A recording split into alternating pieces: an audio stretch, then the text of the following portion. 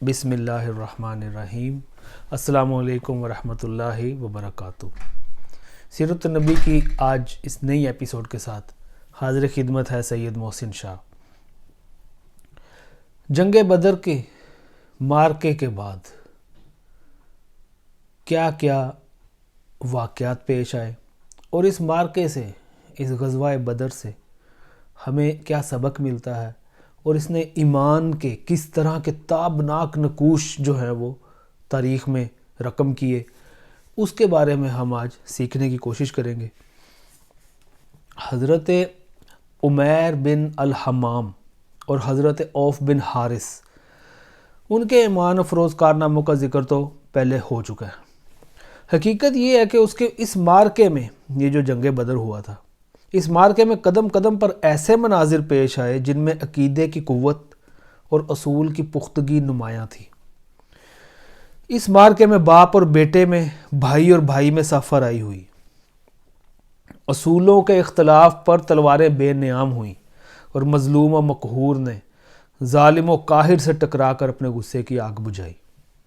آگے چلنے سے پہلے میں آپ سے یہ گزارش کروں گا کہ اگر آپ نے یہ چینل ہمارا سبسکرائب نہیں کیا تو اس کو سبسکرائب کر لیں، اور جو بیل کا آئیکن ہے اس کو پریس کر دیں تاکہ ہر نئی آنے والی ویڈیو آپ کو موصول ہو سکے۔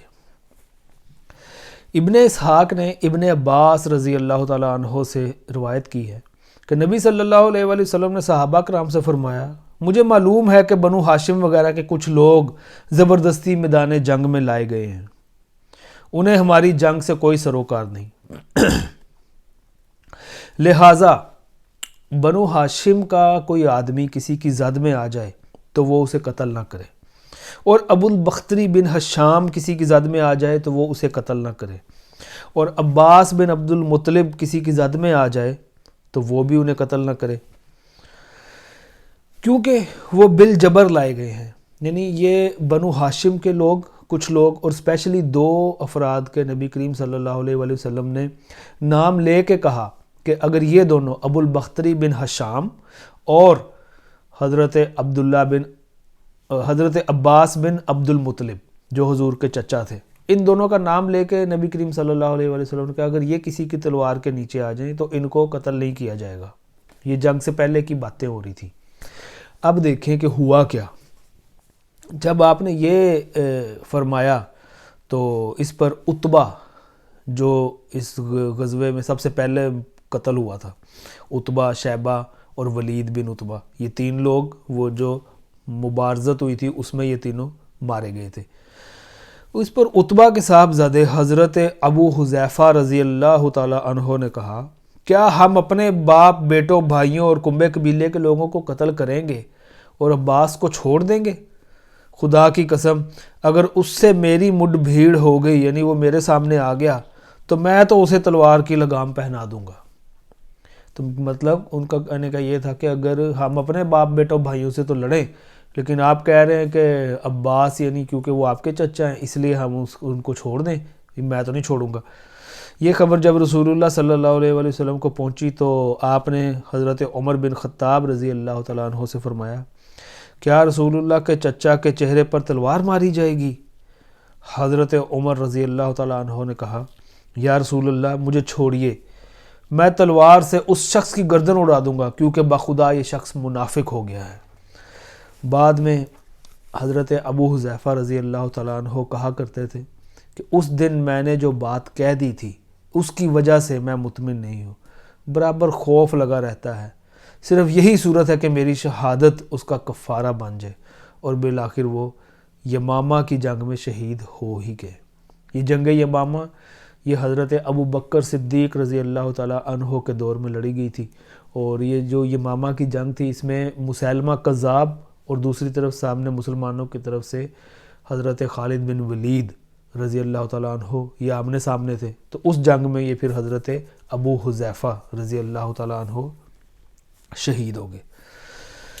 ابو البختری کو قتل کرنے سے اس لیے منع کیا گیا تھا کہ مکے میں یہ شخص سب سے زیادہ رسول اللہ صلی اللہ علیہ وآلہ وسلم کی تنگ کرنے سے اور آپ کو کوئی نقصان پہنچانے سے باز رہتا تھا۔ یہ وہ شخص تھا جو تنگ نہیں کرتا ہوتا تھا، تو آپ کو کسی قسم کی تکلیف نہیں پہنچاتا تھا اور نہ اس کی طرف سے کوئی ناگوار بات سننے میں آتی تھی. اور یہ ان لوگوں میں سے تھا جنہوں نے بنی ہاشم اور بنی مطلب کے بائیکاٹ کا صحیفہ چاک کیا تھا. یعنی چاک تو خیر اللہ تعالیٰ نے کر دیا تھا وہ صحیفہ، لیکن ان لوگوں نے، یہ ابو البختری بن شام اور اس کے ساتھ 4 لوگ اور تھے جنہوں نے مل کر وہ پلان کیا تھا کہ ہم وہ صحیفہ چاک کریں گے. اور پھر جب صبح کے ٹائم وہ میٹنگ ہوئی تو دیکھا گیا، حضرت ابو طالب نے بتایا کہ وہ جا کے دیکھو اس کو صحیفے کو ویسے ہی کیڑے کھا گئے ہوں گے. تو یہ وہ شخص تھا. اس لیے نبی کریم صلی اللہ علیہ وسلم نے اس کے بارے میں بھی حکم دیا تھا کہ اگر یہ کسی کی تلوار کے نیچے آ جائے تو اس کو بھی چھوڑ دینا. لیکن ان سب کے باوجود ابو البختری قتل کر دیا گیا. اور وہ کیسے قتل ہوا کہ حضرت مجزر بن زیاد بلوی ان کے سامنے رضی اللہ تعالیٰ عنہ، ان کے سامنے یہ شخص آ گیا. اس کے ساتھ اس کا ایک اور ساتھی بھی تھا، دونوں ساتھ ساتھ لڑ رہے تھے. حضرت مجزر نے کہا ابو البختری، رسول اللہ صلی اللہ علیہ وآلہ وسلم نے ہمیں آپ کو قتل کرنے سے منع کیا ہے. اس نے کہا اور میرا ساتھی؟ حضرت مجزر رضی اللہ تعالیٰ عنہ نے کہا نہیں باخدا ہم آپ کے ساتھی کو نہیں چھوڑ سکتے. اس نے کہا خدا کی قسم تھا میں اور وہ دونوں مریں گے. اس کے بعد دونوں نے لڑائی شروع کر دی. مجزر نے مجبوراً اسے بھی قتل کر دیا، دونوں کو قتل کر دیا. مکہ کے اندر جاہلیت کے زمانے میں حضرت عبد الرحمن بن عوف رضی اللہ تعالیٰ عنہ اور امیہ بن خلف میں بہت زیادہ دوستی تھی. جنگ بدر کے روز امیہ اپنے لڑکے علی کا ہاتھ پکڑے کھڑا تھا کہ اتنے میں ادھر سے حضرت عبد الرحمن بن عوف کا گزر ہوا. وہ دشمن سے کچھ زریں چھین کر لادے لیے جا رہے تھے، یعنی انہوں نے وہ مال غنیمت اکٹھا کیا ہوا تھا اور جا رہے تھے. امیہ نے انہیں دیکھ کر کہا کیا تمہیں میری ضرورت ہے؟ میں تمہاری ان زروں سے بہتر ہوں. آج جیسا منظر تو میں نے دیکھا ہی نہیں. کیا تمہیں دودھ کی حاجت نہیں؟ مطلب اس کا یہ کہنے کا مطلب جو تھا وہ یہ تھا کہ جو مجھے قید کرے گا میں اسے فدیے میں خوب دودیلی اونٹنیاں دوں گا، یعنی صحیح فربا قسم کی طاقتور قسم کی اونٹنیاں دوں گا. یہ سن کر عبد الرحمن بن عوف رضی اللہ تعالیٰ عنہ نے زریں پھینک دی اور دونوں کو گرفتار کر کے آگے بڑھے. حضرت عبد الرحمن رضی اللہ تعالیٰ عنہ کہتے ہیں کہ میں امیہ اور اس کے بیٹے کے درمیان چل رہا تھا کہ امیہ نے پوچھا کہ آپ لوگوں میں وہ کون سا آدمی تھا جو اپنے سینے پر شتر مرغ کا پر لگائے ہوئے تھا؟ میں نے کہا وہ حضرت حمزہ بن عبد المطلب تھے. امیہ نے کہا یہی شخص ہے جس نے ہمارے اندر تباہی مچا رکھی تھی. سبحان اللہ سبحان اللہ. یعنی حضرت حمزہ بن عبد المطلب حضور کے چچا، پیارے چچا، سید الشہداء، وہ جب اس جنگ میں تھے تو ان کا جب بھی کسی جگہ پر جاتے تھے تو وہ آگے جو اپنی جیکٹ سی یا جو زرہ پہنتے تھے اس کے اوپر شتر مرغ کا ایک پر لگاتے تھے. تو یہ ان کا ایک سٹائل تھا. سبحان اللہ، قربان جائیں آپ کے انداز پہ. حضرت عبد الرحمن رضی اللہ تعالیٰ عنہ کہتے ہیں کہ واللہ میں ان دونوں کو لیے جا رہا تھا کہ اچانک حضرت بلال نے امیہ کو میرے ساتھ دیکھ لیا. یاد رہے آپ کو، یہ یاد رہے کہ امیہ حضرت بلال کو مکے میں ستایا کرتا ہے. یعنی حضرت بلال رضی اللہ تعالیٰ عنہ یہ امیہ کے غلام تھے اور یہی وہ شخص تھا امیہ بن خلف جو حضرت بلال رضی اللہ تعالیٰ عنہ کو طرح طرح کی اذیتیں دیتا تھا. کبھی ریت پہ لٹاتا، کبھی اوپر پتھر رکھ دیتا، کبھی جناب کوڑے مارے جاتے، اور ہر طرح کی جو مصیبت پہنچائی جا سکتی تھی، تکلیف پہنچائی جا سکتی تھی، یہ شخص پہنچاتا تھا. حضرت بلال رضی اللہ تعالیٰ عنہ نے کہا اوہو کفار کا سرغنہ امیہ بن خلف، اب یا تو میں بچوں گا یا یہ بچے گا. میں نے کہا اے بلال یہ میرا قیدی ہے. یہ اب حضرت عبد الرحمن بن عوف بتا رہے ہیں. انہوں نے کہا اب یا تو میں رہوں گا یا یہ رہے گا. پھر نہایت بلند آواز سے پکارا اے اللہ کے انصارو، یہ رہا کفار کا سرغنہ امیہ بن خلف، اب یا تو میں رہوں گا یا یہ رہے گا. حضرت عبد الرحمن کہتے ہیں کہ اتنے میں لوگوں نے ہمیں کنگن کی طرح گھیرے میں لے لیا اور وہ جو امیہ بن خلف تھا وہ گر گیا. ادھر امیہ نے اتنے زور کی چیخ ماری کہ میں نے ویسی چیخ کبھی سنی ہی نہیں تھی. میں نے کہا بھاگ نکلو، مگر آج بھاگنے کی گنجائش نہیں تھی.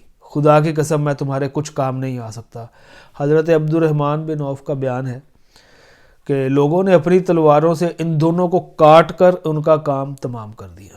اس کے بعد حضرت عبد الرحمن کہا کرتے تھے کہ اللہ بلال پر رحم کرے، میری زریں بھی گئیں اور میرے قیدی کے بارے میں مجھے تڑپا دیا. حضرت عمر بن خطاب رضی اللہ تعالیٰ عنہ نے اپنے ماموں آس بن حشام بن مغیرہ کو قتل کیا۔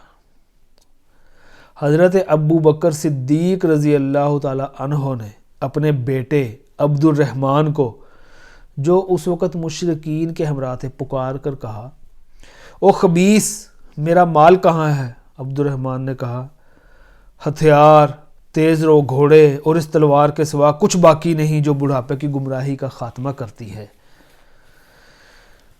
لا حول ولا قوت الا باللہ العلی العظیم۔ جس وقت مسلمانوں نے مشرکین کی گرفتاری شروع کی، رسول اللہ صلی اللہ علیہ وآلہ وسلم چھپر میں تشریف فرما تھے اور حضرت سعد بن معاذ رضی اللہ تعالیٰ عنہ تلوار حمائل کیے دروازے پر پہرا دے رہے تھے۔ رسول اللہ صلی اللہ علیہ وآلہ وسلم نے دیکھا کہ حضرت سعد کے چہرے پر لوگوں کی اس حرکت کا ناگوار اثر پڑ رہا ہے۔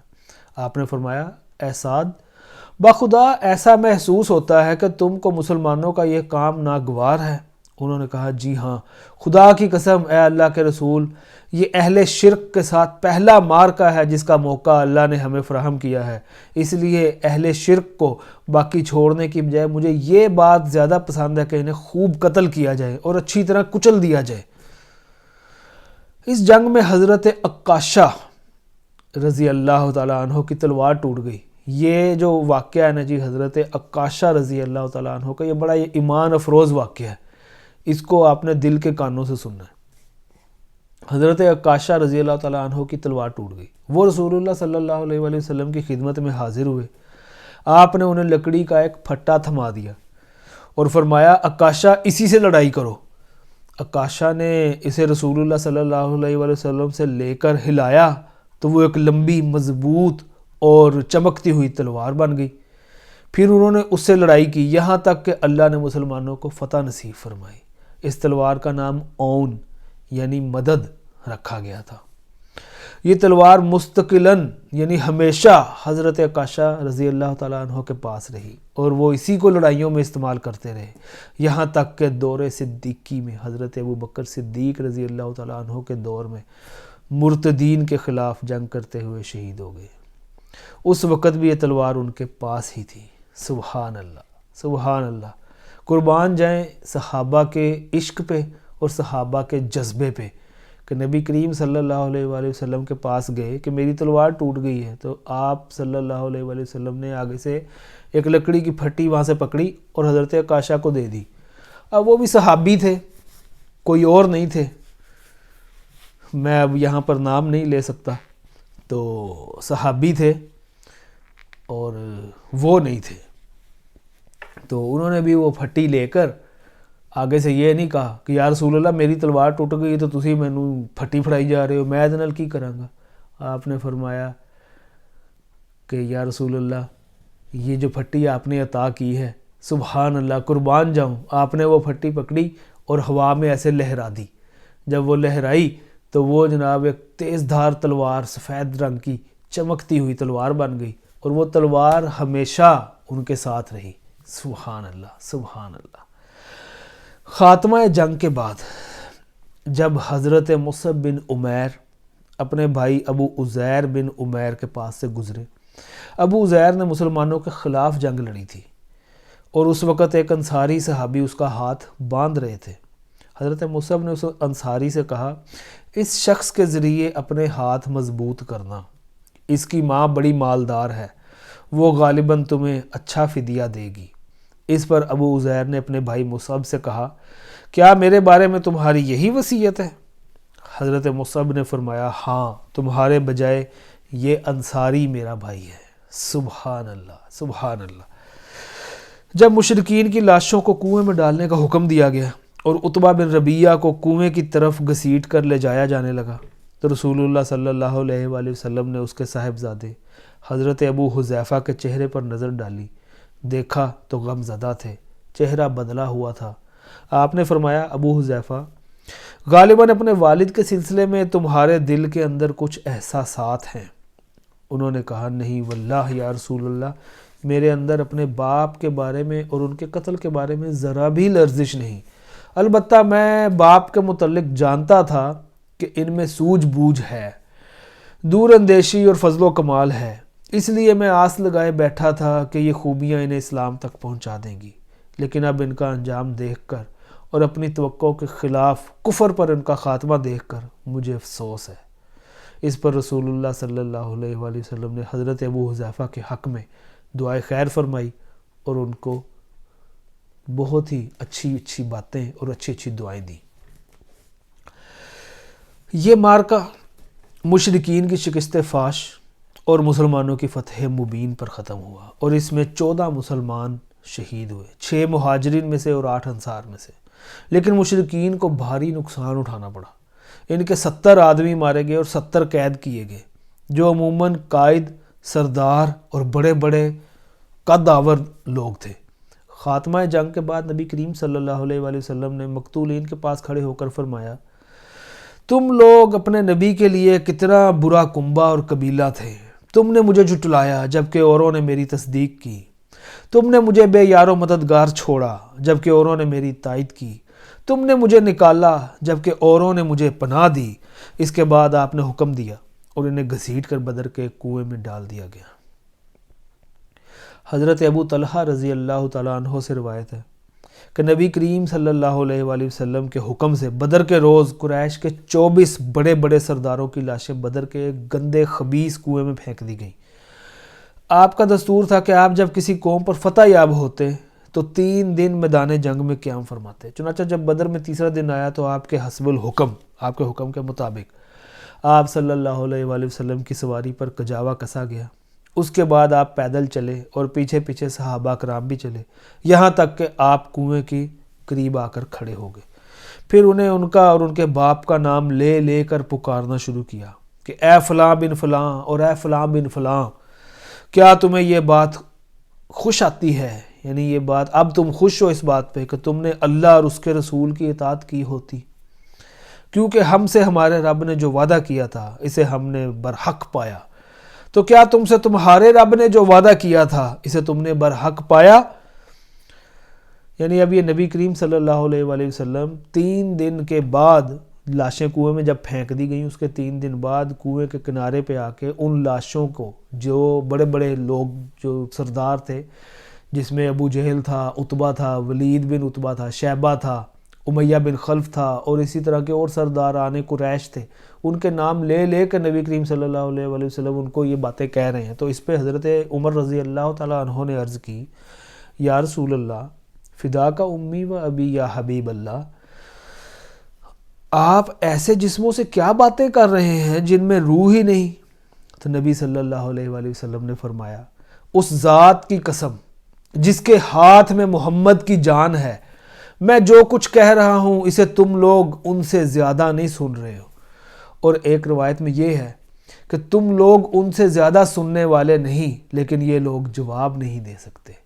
یعنی جو مردے ہیں وہ سنتے ہیں لیکن جواب نہیں دے سکتے، اور بالکل اسی طرح سنتے ہیں جیسا ایک زندہ انسان قبر کے باہر سنتا ہے اور ایک مردہ جو ہے وہ قبر کے اندر سنتا ہے۔ سبحان اللہ، یہ اس کی دلیل ہے۔ اب مکے میں شکست کی خبر پھیل گئی۔ مشرکین نے میدان بدر سے غیر منظم شکل میں بھاگتے ہوئے تتر بتر ہو کر گھبراہٹ کے عالم میں مکے کا رخ کیا۔ جو بچ گئے تھے، شرم و ندامت کے سبب ان کی سمجھ میں نہیں آ رہا تھا کہ کس طرح مکے میں داخل ہوں۔ اب ابن اسحاق کہتے ہیں کہ سب سے پہلے جو شخص قریش کی شکست کی خبر لے کر مکے میں داخل ہوا وہ حیثمان بن عبداللہ خزائی تھا۔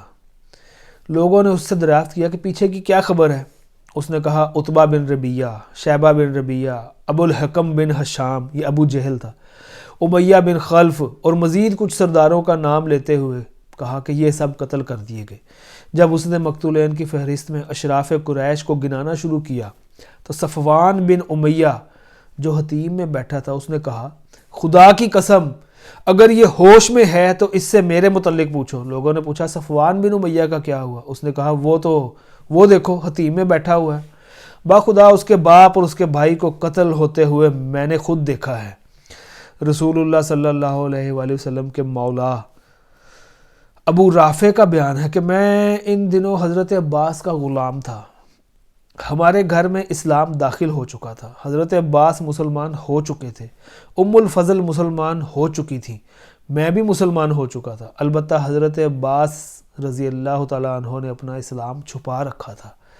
ادھر ابو لہب جنگ بدر میں حاضر نہ ہوا تھا، جب اسے خبر ملی تو اللہ نے اس پر ذلت اور روح سیاہی طاری کر دی اور ہمیں اپنے اندر قوت و عزت محسوس ہوئی۔ میں کمزور آدمی تھا، تیر بنایا کرتا تھا اور زمزم کے حجرے میں بیٹھا تیر کے دستے چھیلتا رہتا تھا۔ واللہ اس وقت میرے حجرے میں بیٹھا اپنے تیر چھیل رہا تھا۔ میرے پاس ام الفضل بیٹھی ہوئی تھی اور جو خبر آئی تھی اس سے ہم شاد و فرحاں تھے، یعنی ہم بہت خوش تھے کہ اتنے میں ابو لہب اپنے دونوں پاؤں بری طرح گھسیٹتا ہوا آ گیا اور حجرے کے کنارے پر بیٹھ گیا۔ اس کی پیٹھ میری پیٹھ کی طرف تھی۔ ابھی وہ بیٹھا ہی ہوا تھا کہ اچانک شور ہوا، یہ ابو سفیان بن حارث بن عبد المطلب آ گیا۔ ابو لہب نے اس سے کہا میرے پاس آؤ، میری عمر کی قسم تمہارے پاس خبر ہے۔ وہ ابو لہب کے پاس بیٹھ گیا۔ لوگ کھڑے تھے۔ ابو لہب نے کہا بھتیجے بتاؤ لوگوں کا کیا حال رہا؟ اس نے کہا کچھ نہیں، بس لوگوں سے ہماری لڑائی ہوئی اور ہم نے اپنے کندھے ان کے حوالے کر دیے، وہ ہمیں جیسے چاہتے تھے قتل کرتے تھے اور جیسے چاہتے تھے قید کرتے تھے، اور خدا کی قسم میں اس کے باوجود لوگوں کو ملامت نہیں کر سکتا۔ در حقیقت ہماری لڑائی میں کچھ ایسے گورے چٹے لوگ بھی تھے جو آسمان و زمین کے درمیان چت قبرے گھوڑوں پر سوار تھے۔ خدا کی قسم نہ وہ کسی چیز کو چھوڑتے تھے اور نہ کوئی چیز ان کے مقابل ٹک پاتی تھی۔ غرض اس طرح اہل مکہ کو میدان بدر کی شکست فاش کی خبر ملی اور ان کی طبیعت پر اس کا نہایت برا اثر پڑا، حتیٰ کہ انہوں نے مقتولین پر نوحہ کرنے کی ممانعت کر دی تاکہ مسلمانوں کو ان کے غم پر خوش ہونے کا موقع نہ ملے۔ اس سلسلے کا ایک اور دلچسپ واقعہ یہ ہے کہ جنگ بدر میں اسود بن عبد المطلب کے 3 بیٹے مارے گئے، اس لیے وہ ان پر رونا چاہتا تھا۔ وہ اندھا آدمی تھا۔ ایک رات اس نے ایک نوحہ کرنے والی عورت کی آواز سنی، جھٹ اپنے غلام کو بھیجا اور کہا ذرا دیکھو کیا نوحہ کرنے کی اجازت مل گئی ہے؟ کیا قریش اپنے مقتولین پر رو رہے ہیں تاکہ میں بھی اپنے بیٹے ابو حکیمہ پر روؤں کیونکہ میرا سینہ جل رہا ہے۔ غلام نے واپس آ کر بتایا کہ یہ عورت تو اپنے گم شدہ اونٹ پر رو رہی ہے۔ اسود یہ سن کر اپنے آپ پر قابو نہ پا سکا اور بے اختیار کہہ پڑا کیا وہ اس بات پر روتی ہے کہ اس کا اونٹ غائب ہو گیا اور اس پر بے خوابی نے اس کی نیند حرام کر رکھی ہے؟ تو اونٹ پر نہ رو بلکہ بدر پر رو جہاں قسمتیں پھوٹ گئی۔ ہاں ہاں بدر پر رو جہاں بنی حسیس، بنی مخزوم اور ابو الولید کے قبیلے آبرو ریز ہو گئے۔ اگر رونا ہی ہے تو عقیل پر رو اور حارث پر رو جو شیروں کا شیر تھا، تو ان لوگوں پر رو اور سب کے نام نہ لے، اور ابو حکیمہ کا تو کوئی ہمسر ہی نہ تھا، یعنی ابو جیل کا نام بھی اس نے لیا۔ دیکھو ان کے بعد ایسے ایسے لوگ سردار ہو گئے کہ اگر بدر کا دن نہ ہوتا تو وہ سردار نہ ہو سکتے تھے۔ یہ تو مکے میں حال تھا، یعنی وہ لوگ اب نوحے کر رہے ہیں، پیٹ رہے ہیں، ماتم کر رہے ہیں اور اندر ہی اندر سڑ رہے ہیں۔ ادھر مسلمانوں کی فتح مکمل ہو چکی تھی تو رسول اللہ صلی اللہ علیہ وآلہ وسلم نے اہل مدینہ کو جلد از جلد خوشخبری دینے کے لیے 2 قاصد روانہ فرمائے۔ ایک حضرت عبداللہ بن رواحہ رضی اللہ تعالیٰ عنہ اور دوسرے حضرت زید بن حارثہ رضی اللہ تعالیٰ عنہ۔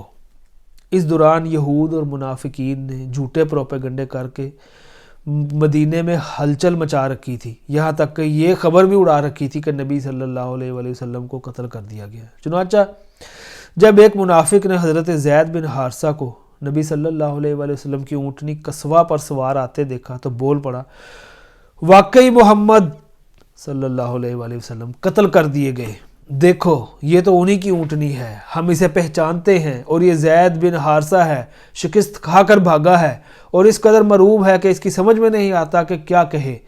بہرحال جب دونوں قاصد پہنچے تو مسلمانوں نے انہیں گھیر لیا اور ان سے تفصیلات سننے لگے، حتیٰ کہ انہیں یقین آ گیا کہ مسلمان فتح یاب ہو گئے ہیں۔ اس کے بعد ہر طرف مسرت، شادمانی اور خوشی کی لہر دوڑ گئی اور مدینے کے در و دیوار سے تکبیر کے نعرے گونجنا شروع ہو گئے اور وہ اتنے اونچی آواز میں تھے کہ مسلمان مدینے میں سارے اکٹھے ہو گئے اور انہوں نے نعرہ تکبیر بلند کرنا شروع کر دیا۔ وہ رسول اللہ صلی اللہ علیہ وآلہ وسلم کو اس فتح مبین کی مبارکباد دینے کے لیے بدر کے راستے پہ چل پڑے۔ حضرت اسامہ بن زید رضی اللہ تعالیٰ عنہ کا بیان ہے کہ ہمارے پاس اس وقت خبر پہنچی جب رسول اللہ صلی اللہ علیہ وآلہ وسلم کی صاحبزادی حضرت رقیہ رضی اللہ تعالیٰ عنہا جو حضرت عثمان کی نکاح میں تھیں ان کو دفن کر کے قبر پر مٹی برابر کر چکے تھے۔ ان کی تیمارداری کے لیے حضرت عثمان رضی اللہ تعالیٰ عنہ کے ساتھ ساتھ نبی کریم صلی اللہ علیہ وآلہ وسلم نے مجھے بھی مدینے میں ہی چھوڑ دیا تھا۔ سبحان اللہ۔ بدر کے اس عظیم معرکے کے بعد مکہ کا کیا حال تھا اور مدینہ شریف کا کیا حال تھا۔ اب مال غنیمت کا بھی مسئلہ تھا، وہ بھی اب ایک بہت ضروری چیز تھی۔ رسول اللہ صلی اللہ علیہ وآلہ وسلم نے معرکہ ختم ہونے کے بعد 3 دن بدر میں قیام فرمایا، اور ابھی آپ نے میدان جنگ سے کوچ نہیں فرمایا تھا کہ مال غنیمت کے بارے میں لشکر کے اندر اختلاف پڑ گیا، اور جب یہ اختلاف شدت اختیار کر گیا تو رسول اللہ صلی اللہ علیہ وآلہ وسلم نے حکم دیا کہ جس کے پاس جو کچھ ہے وہ آپ کے حوالے کر دے۔ صحابہ کرام نے اس حکم کی تعمیل کی، اور اس کے بعد اللہ نے وحی کے ذریعے اس مسئلے کا حل نازل فرمایا۔ حضرت عبادہ بن صامت رضی اللہ تعالیٰ عنہ کا بیان ہے کہ ہم لوگ نبی صلی اللہ علیہ وآلہ وسلم کے ساتھ مدینے سے نکلے اور بدر میں پہنچے۔ لوگوں سے جنگ ہوئی اور اللہ نے دشمن کو شکست دی۔ پھر ایک گروہ ان کے تعاقب میں لگ گیا اور انہیں قتل کرنے لگا، اور ایک گروہ مال غنیمت پر ٹوٹ پڑا اور اسے بٹورنے اور سمیٹنے لگا، اور ایک گروہ نے رسول اللہ کے گرد گھیرا ڈالے رکھا کہ دشمن دھوکے سے آپ کو کوئی اذیت نہ پہنچا دے۔ جب رات آئی اور لوگ پلٹ پلٹ کر ایک دوسرے کے پاس پہنچے تو مال غنیمت جمع کرنے والوں نے کہا کہ ہم نے اسے جمع کیا ہے، لہٰذا اس میں کسی اور کا کوئی حصہ نہیں۔ دشمن کا تعاقب کرنے والوں نے کہا تم لوگ ہم سے بڑھ کر اس کے حقدار نہیں ہو، کیونکہ اس مال سے دشمن کو بگانے اور دور رکھنے کا کام ہم نے کیا تھا۔ اور جو لوگ رسول اللہ صلی اللہ علیہ وآلہ وسلم کی حفاظت فرما رہے تھے انہوں نے کہا کہ ہمیں یہ خطرہ تھا کہ دشمن آپ کو غفلت میں پا کر کوئی اذیت نہ پہنچا دے، اس لیے ہم آپ صلی اللہ علیہ وآلہ وسلم کی حفاظت میں مشغول رہے۔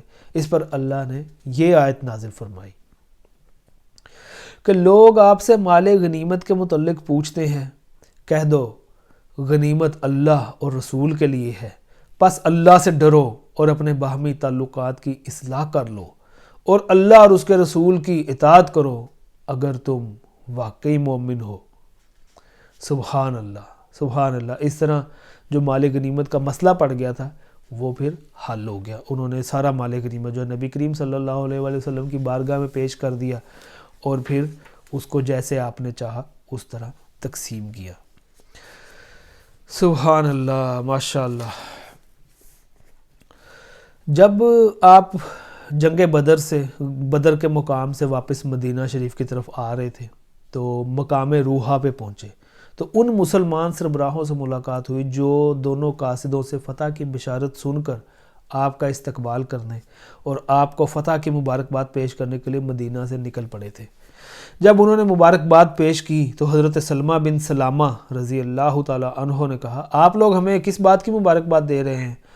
ہمارا ٹکراؤ تو خدا کی قسم گنجے سر کے بوڑھوں سے ہوا تھا جو اونٹ جیسے تھے۔ اس پر رسول اللہ صلی اللہ علیہ وآلہ وسلم نے مسکرا کر فرمایا بھتیجے یہی لوگ سربر آوردگان قوم تھے، یعنی یہی لوگ اپنی قوم کے سردار تھے۔